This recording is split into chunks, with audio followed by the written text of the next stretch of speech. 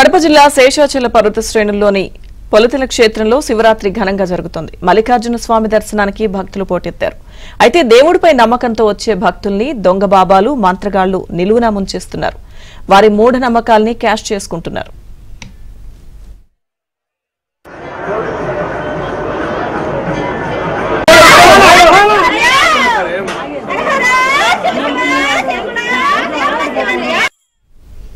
ఏటా పొలతల క్షేత్రంలో శివరాత్రి నాడు దొంగ స్వాములు చెలరేగిపోతారు.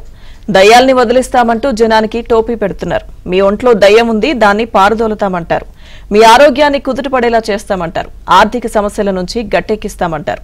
ముఖ్యంగా ఆడవాళ్లను బుట్టలో పడేసి భయపెడతారు. వాళ్ల మాయమాటల్ని నమ్మి పూజలో కూర్చున్న భక్తులకు నరకం చూపిస్తారు. మహిళల జుట్టు పట్టుకుని ఇష్టం వచ్చినట్లు కొడతారు. కాలితో తంతూ శాడిస్లా ప్రవర్తిస్తారు. దయ్యాన్ని వదిలిస్తామంటూ 3 ఏళ్ల పాప నుంచి 70 ఏళ్ల వృద్ధురాలి దాకా అందరినీ హింసిస్తారు.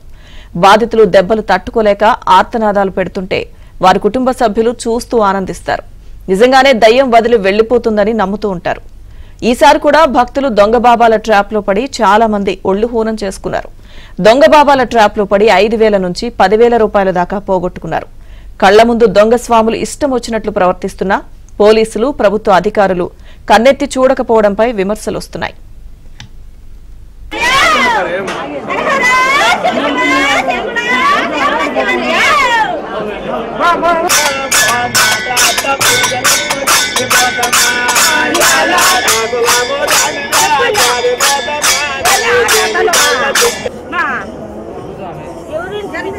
ఏం కదా ఎక్కడొచ్చినావో చెప్పు.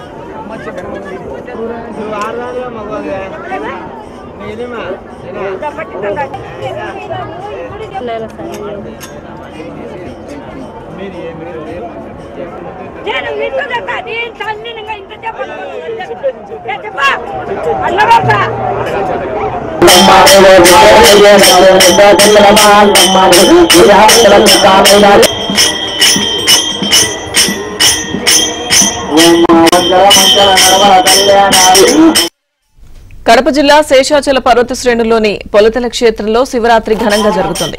మల్లికార్జున స్వామి దర్శనానికి భక్తులు పోటెత్తారు. అయితే దేవుడిపై నమ్మకంతో వచ్చే భక్తుల్ని దొంగ బాబాలు, మంత్రగాళ్లు నిలువునా ముంచేస్తున్నారు. వారి మూఢ నమ్మకాల్ని క్యాష్ చేసుకుంటున్నారు.